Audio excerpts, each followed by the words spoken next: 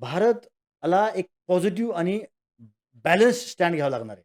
आपण ओके. इस्रायलला पण कडे जाऊ शकत नाही, इराणकडे पण जाऊ शकत नाही. हं. कारण इराण आणि इस्रायल दोन्ही आपले मित्र आहेत. हां. इस्रायल आपल्याला डिफेन्स टेक्नॉलॉजी प्लस त्याच्यातली इनोव्हेशन प्लस फार्मिंग टेक्नॉलॉजी आणि एक स्ट्रॅटेजिक पार्टनर आहे. कारण की ओके. 1999च्या लढाईमध्ये आपल्याला अम्युनिशन कंपनी दिलं होतं. कोण दिलं होतं? ओके. इस्रायलने दिले होते. ओके. 1971च्या वेळेससुद्धा त्यांनी आपल्याला मदत केली होती. हं. आणि रशियासुद्धा आपल्याला 1971च्या 99च्या लढाईमध्ये रशियाने आपल्याला मदत केली होती.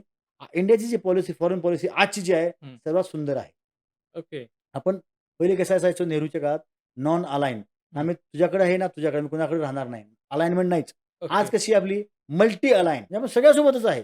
करेक्ट. आपण एक रिजनल पॉवर म्हणून उभरत आहे आणि 2047 पर्यंत आपल्याला एक इम्पोर्टंट पॉवर व्हायचं आहे. आपले जे फॉरेन मिनिस्टर आहेत, जे प्रधानमंत्री आहेत, त्यांची एक चांगली सुंदर पॉलिसी आहे, foreign policy and we are doing excellent in this.